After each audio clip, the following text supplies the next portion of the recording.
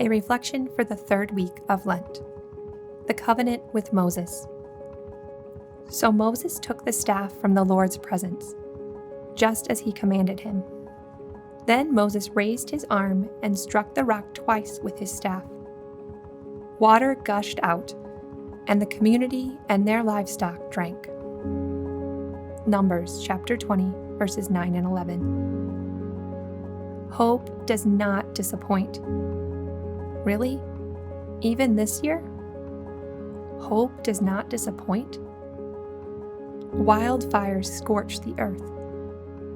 A virus disrupts the world. Friends reject us. Families fall apart. It can be hard to hear the words, "Hope does not disappoint." Bad things happen that can't be stopped or reversed.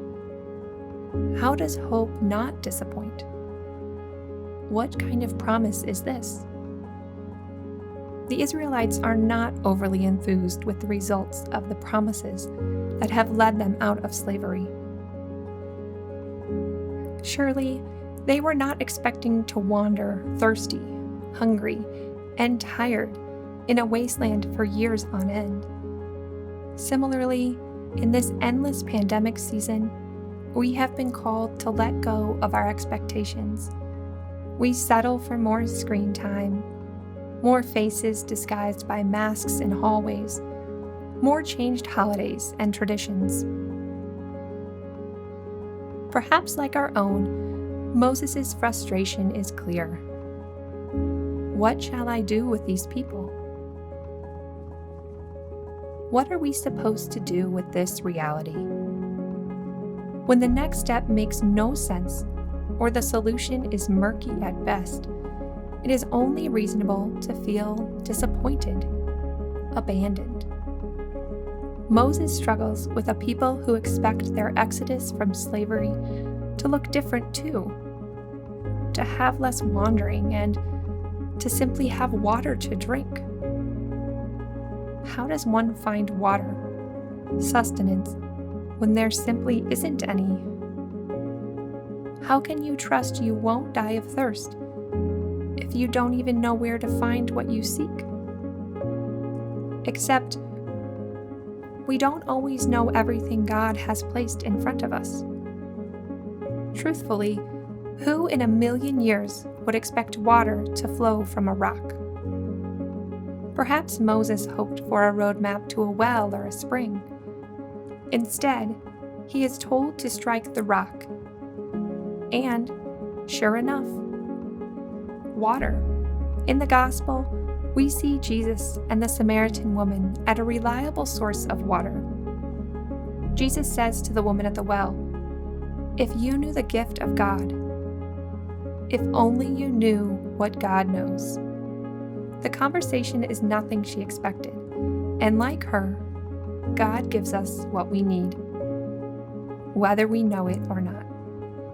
Be it water to nourish our bodies for a journey that we don't know the end to, or perhaps not water at all, but living water. Hope for eternal life. God finds ways to provide us what we need to nourish our hope, always. And hope has a longer view than sometimes only one person can hold. Moses never made it. Hope is not always just ours to hold. It is always bigger than us as individuals. Indeed, hope is a shared load held collectively by families, communities, and care teams. We share in it, and we take turns holding it for one another in times when real hope seems lost.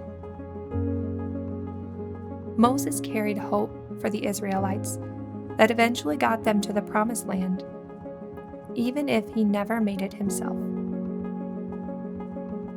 Even as we hand hope to another in the depth of our despair, we might still find within ourselves a dull glimmer of it in spite of ourselves. Hope for hope's sake. This, too, serves a purpose. This, too, points us toward eternal life, our promised land? Do we know when the gift of God is right in front of us? Who can hold your hope when you can't see it for yourself?